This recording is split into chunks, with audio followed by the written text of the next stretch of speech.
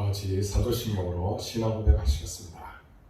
나는 전능하신 아버지 하나님 천지의 창조주를 믿습니다.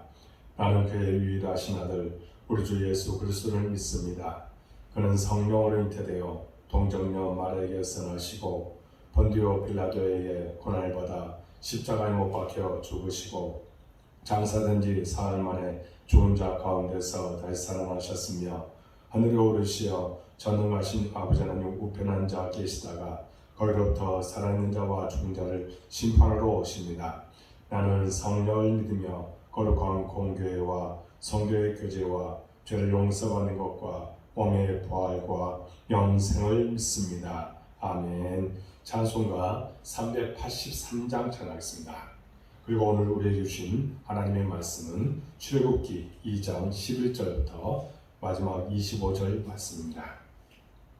함께 봉독하겠습니다. 모세가 장사한 후에 하몬은 자기 형제들에게 나가서 그들이 고되게 노동하는 것을 보더니 어떤 애굽 사람이 한 히브리 사람 곧 자기 형제를 치는 것을 본지라. 좌우를 살펴 사람이 없음을 보고 그 애굽 사람을 쳐 죽여 모래 속에 감추니라. 이튿날 다시 나가니 두 히브리 사람이 서로 싸우는지라. 그 잘못한 사람에게 이르되 내가 어찌하여 동포를 치느냐 하며 그가 이르되 누가 너를 우리를 다스리는 자와 재판관으로 삼았느냐. 내가 애굽 사람을 죽인 것처럼 나도 죽이려느냐. 모세가 두려워하여 이르되 일이 탈로 되었도다. 바로가 이 일을 듣고 모세를 죽이고자 하여 찾는지라. 모세가 바로의 낯을 피하여 미디안 땅에 머물며 하루는 우물 곁에 앉았더라. 미디안 제사장에게 7달이 있었더니 그들이 와서 물을 길어 구유에 채우고 그들의 아버지의 양떼에게 먹이려 하는데 목자들이 와서 그들을 쫓는지라. 모세가 일어나 그들을 도와 그 양떼에게 먹이니라. 그들이 그들의 아버지 루엘에게 이를 때에 아버지가 이르되 너희가 오늘은 어찌하여 이같이 속히 돌아오느냐. 그들이 이르되 한 애굽 사람이 우리를 목자들의 손에서 건져내고 우리를 위하여 물을 길어 양떼에게 먹였나이다. 아버지가 딸들에게 이르되 그 사람이 어디 있느냐. 너희가 어찌하여 그 사람을 버려두고 왔느냐. 그를 청하여 음식을 대접하라 하더라. 모세가 그와 동거하기를 기뻐하며 그가 그의 딸 시보라를 모세에게 주었더니 그가 아들을 낳으며 모세가 그의 이름을 게르솜이라 하여 이르되 내가 타국에서 나그네가 되었습니다 하였더라. 여러 해 후에 애굽 왕은 죽었고 이스라엘 자손은 고된 노동으로 말미암아 탄식하며 부르짖으니 그 고된 노동으로 말미암아 부르짖는 소리가 하나님께 상달된지라. 하나님이 그들의 고통 소리를 들으시고 하나님이 아브라함과 이삭과 야곱에게 세운 그의 언약을 기억하사 하나님이 이스라엘 자손을 돌보셨고 하나님이 그들을 기억하셨더라. 아멘. 이 새벽을 깨운 여러분들을 사랑하고 축복합니다. 매일 새벽을 깨울 때 주께서 여러분들 도와주시고 놀라운 은혜 가운데 가도록 인도해 줄 줄로 믿습니다. 하나님을 바라봅시다. 하나님께서 여러분들의 모든 인생을 책임져 줄 줄로 믿습니다. 여러분 오늘 말씀에 보면 바로의 딸의 양자가 되어 모세는 애굽의 궁궐에서 자랐습니다. 이제 오늘 본문은 모세가 장사한 후 있었던 일입니다. 모세가 몇 살이 되었는지는 본문에 정확하게 나오지는 않지만 신약의 사도행전 7장 23절에 보면 나이가 40이 되었다고 말합니다. 이는 유대인의 전승으로 그때 모세의 나이가 40이었다고 유대인들 사이에 전해져 온 것입니다.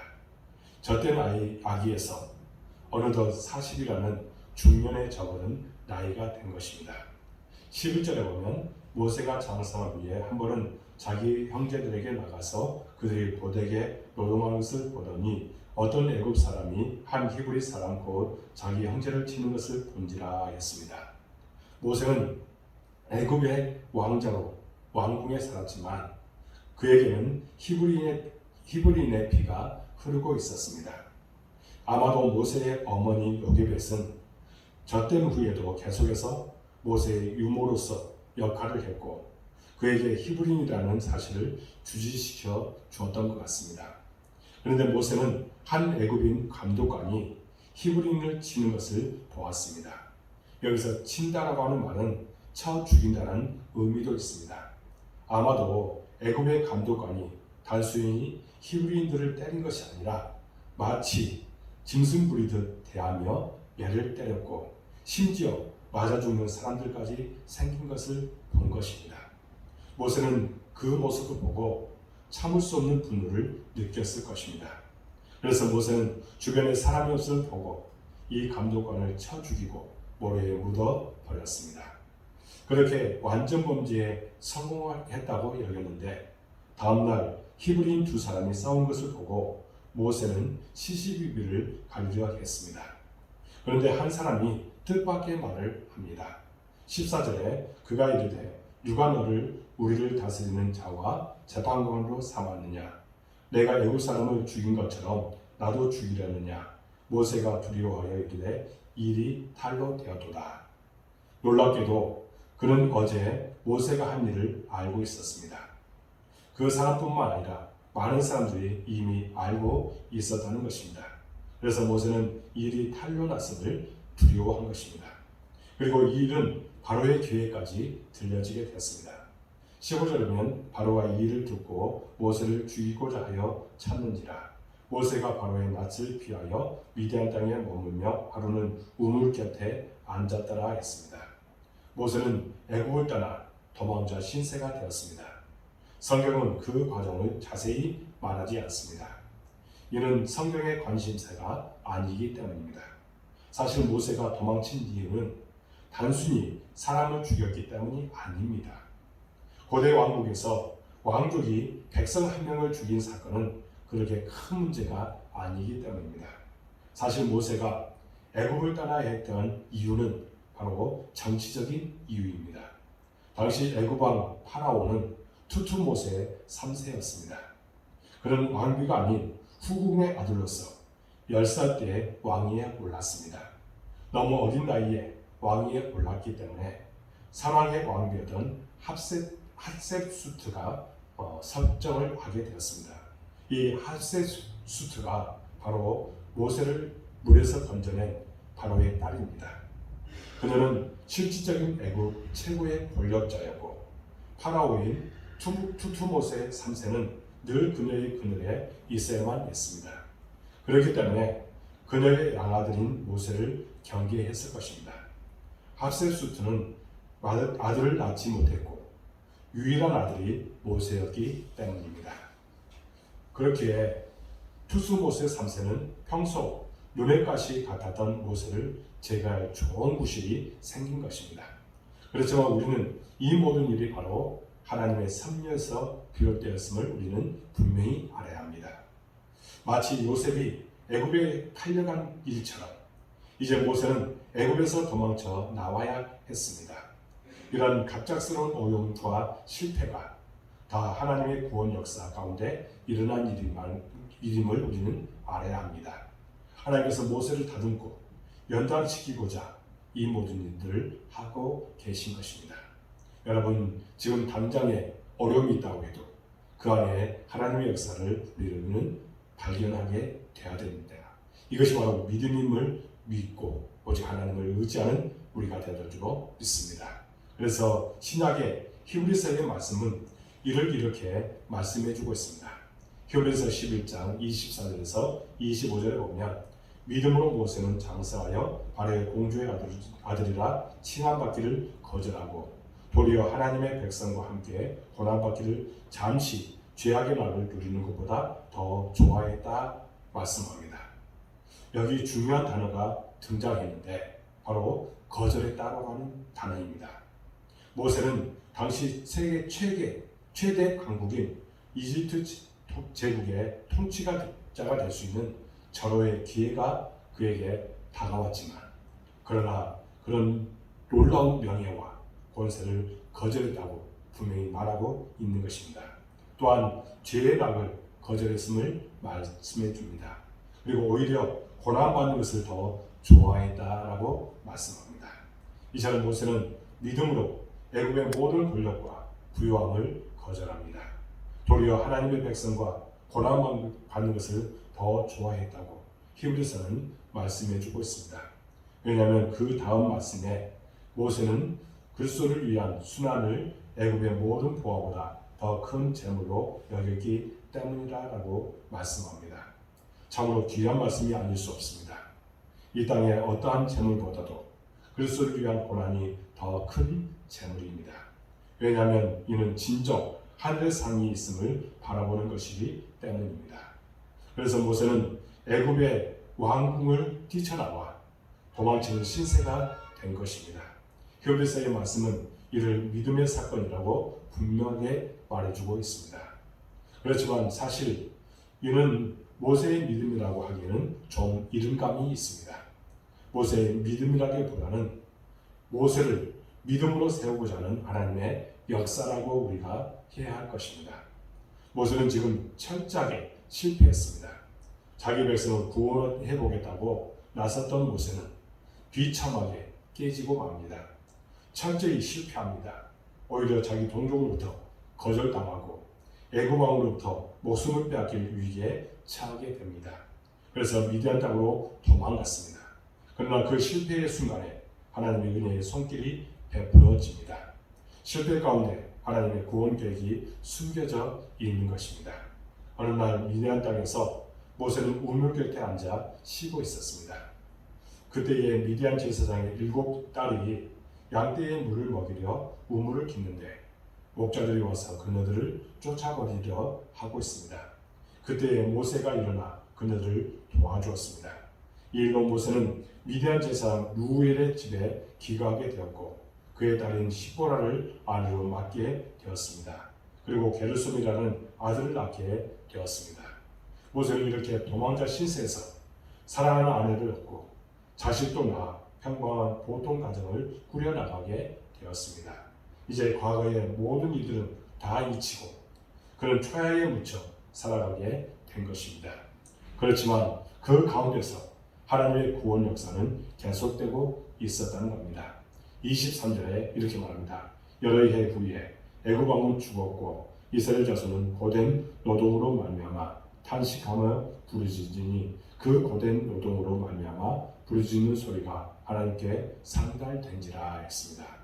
40여라는 세월이 또 흘러 지나가 버렸습니다. 모세를 죽이려 했던 애굽 왕 투투모세 모세도 모세 3세도 죽었고 새 왕이 등극했으나 이스라엘 백성들은 그 삶이 더욱더 고단해지고 또 그 안에서 박해로 심하게 되었습니다. 이에 이스라엘 백성들은 하나님께 부르짖었다 말합니다. 그 소리가 하나님께 상달되었습니다. 그래서 본문은 이렇게 끝이 납니다. 25절에 하나님이 이스라엘 자손을 돌보셨고 하나님이 그들을 기억하셨더라. 아멘. 하나님이 이스라엘 자손들을 돌보셨다고 말씀합니다. 그런데 뭘 돌보신 것입니까? 아무것도 하신 일이 없지 않습니까? 그런데 뭘 돌보셨다고 말하는 것일까요? 바로 모세를 부르신 것이기 때문인 것입니다. 이제 하나님의 구원 역사가 새롭게 전개될 것을 암시하며 오늘 말씀은 마칩니다. 오늘 말씀을 통해 우리는 모세의 실패를 보았습니다. 그리고 더욱 극심한 고통 속에 처한 이스라엘 백성들의 부르짖음을 보았습니다. 그렇지만 이 모든 일들이 바로 믿음의 사건이요 구원의 사건임을 우리는 기억해야 합니다. 그러므로 오늘 우리 인생이 처한 실패와 고통이 우리에게도 믿음의 사건이고 구원의 사건이라는 사실을 기억하시기 바랍니다. 고린도 후서 5장 2절을 보면 참으로 우리가 여기서 탄식하며 하늘로부터 오는 우리 처소를 덧입기를 간절히 사모하노라 말씀합니다. 우리가 이 땅에서 여러 가지 고통과 고난으로 탄식할 때 우리는 하늘나라, 하나님의 나라에 대한 소망을 갖게 된다는 것입니다. 우리 신앙생활이 그렇습니다. 우리가 잘되고 편안하고 근심 걱정 없을 때는 하나님을 찾지 않습니다. 그러나 어려운 일을 통해서 우리는 하나님을 찾게 되고 참된 소망을 붙들게 된다는 겁니다. 이것이 바로 고난의 은총이요 또 고난의 신비인 것입니다. 고난이 믿음의 사건이 되고 구원의 사건이 되는 것을 우리가 말씀을 통해서 보게 된 것입니다. 그렇다고 고난이 무조건 축복이고 믿음의 사건이고 구원의 사건이 되지는 않는다는 겁니다. 어떻게 해야 합니까? 야고보서 5장 13절은 이렇게 말씀합니다. 너희 중에 고난당하는 자가 있느냐? 그는 기도할 것이요 라고 말씀합니다. 이스라엘 백성들은 극심한 고통 가운데, 고난 가운데 비로소 기도하며 하나님을 찾았습니다. 기도할 줄 모르는 그렇게 살아갔던 자가 기도하게 되는 것, 그것은 참으로 중요한 순간인 것입니다. 나의 가장 약함이 하나님의 강함으로 채워줄 수 있게 되는 계기가 되기 때문입니다. 그러므로 오늘 우리의 실패와 고통 속에서도 우리를 인도하시며 구원하신 하나님의 사랑과 섭리를 기억하시고 더욱 기도하며 하나님을 찾고 의지함으로 인생의 고난이 축복의 사건으로, 믿음의 사건으로, 구원의 사건으로 변화되는 놀라운 역사가 여러분의 삶 가운데 있어지기를 주님의 이름으로 축복합니다. 기도하겠습니다. 하나님 아버지 감사합니다. 오늘 말씀을 통해서 우리에게 귀한 것들을 깨닫게 해주시고 모세를 통한 하나님의 계획, 이 모든 것이 하나하나 진행되고 있음을 말씀을 통해서 보았습니다. 이스라엘 백성들이 하나님 앞에 고통 속에서 부르짖을 때 하나님 그것을 외면하지 아니하시고 그것을 듣고 계셨습니다.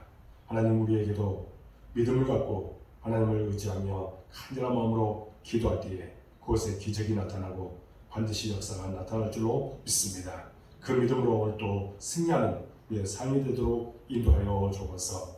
우리 복된교회를 사랑해 주시고 이곳까지도 하시니 참으로 감사합니다.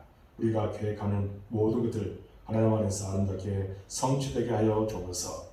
믿음을 갖고 나갈 때에 하나님 믿음대로 되어지는 귀한 은혜를 하여 주옵소서. 기도로 나갑니다. 우리의 모든 기도 반드시 응답될 줄로 믿습니다. 성령께서 모든 것을 주관하시고 마귀 사탄 일절 틈타지 않도록 도와주옵소서.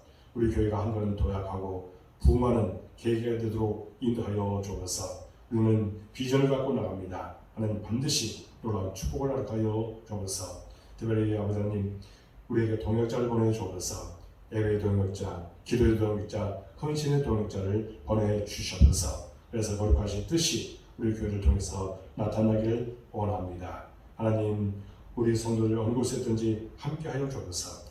눈동역자가 제시켜주시고 구리기둥과 불기둥으로 그들 인도하여 주옵소서. 이삭에게 주었던 100배의 축복을 하여 주옵소서. 그 마음에 감사가 더욱더 충만하도록 인도하여 주옵소서. 어떤 환경 속에서도 주만 바라보며 신앙으로 승리하는 우리 모든 성도들 되기를 원하오니 함께하여 주옵소서. 특별히 사업터에, 직장에, 가정에 하나님의 은혜와 축복이 함께해 주셔서 날마다 행복의 전선에 살아도록 인도하여 주옵소서. 자신에게 주어진 역할들을, 특별히 사명들을 잘 감당하도록 힘과 능력과 권능을 주실 줄로 믿습니다. 성령 충만한 우리 성도들 되도록 인도하여 주옵소서. 온라인으로 우리에게 또 새벽을 깨우는 우리 모든 성도들 기억하여 주옵소서. 그들이 바라고 기도하고 소원한 것들 반드시 응답될 줄로 믿습니다. 믿음을 갖고 나갈 때에 놀라운 기적이 그들의 삶 가운데 나타나게 하여 주옵소서. 세상 사람과 더불어 살아가고 있습니다. 소금과 빛의 것을 잘 감당케 해주시고 많은 사람들을 주께로 인도하는 역할을 감당하기에 부족함도록 인도하여 주옵소서. 마음의 근심들은 다 사라지고 기쁨 가운데 살아가도록 인도하여 주옵소서. 기도할 것들이 있습니다. 그 기도 반드시 응답될 줄로 믿습니다. 또 아버지 하나님 우리 교회 학생들 특별히 자녀들 이 땅에서 잘 되게 해주시고 그들의 비전이 반드시 이루어질 줄로 믿습니다. 또 아버지 하나님 이 나라를 불쌍히 해주시고 또 하나님을 경외하도록 도와주옵소서. 한국교회가 이럴 때일수록 더욱더 하나님과 가까이 하고 하나님을 늘 붙들고 나가도록 인도하여 주옵소서. 성령께서 그 마음을 다스리시고 축복하여 주옵소서. 오늘 되어지는 모든 일을 통해서 주께서 영광 받아주시고 우리가 하는 모든 일에 형통함을 허락하여 주옵소서. 주의 종이 또한 이 시간에 중보하며 기도합니다. 흔들어 넘치도록 채워주시고 놀라운 은혜가 우리 모든 성도들 가운데 임하게 하여 주옵소서. 오직 주께서 함께 해주심을 믿사옵고 예수 그리스도 이름으로 간절히 기도하옵나이다. 아멘. 하늘에 계신 우리 아버지의 이름을 거룩하게 하시며 아버지의 나라가 오게 하시며 아버지의 뜻이 하늘에서와 같이 땅에서도 이루어지게 하소서. 오늘 우리에게 용을 당신 주시고 우리가 우리에게 잘못하는 사람을 용서해 주는 것 같이 우리를 용서해 주시고 우리를 시험에 빠지지 않게 하시고 악에서 구하소서. 나라와 권능과 영광이 영원히 아버지의 것입니다. 아멘. 이 새벽 교회 여러분들 사랑하고 축복합니다. 한 10분 정도 간절하게 기도하고 마치시기 바랍니다. 여러분들 모든 기도가 응답될 줄로 믿습니다. 감사합니다.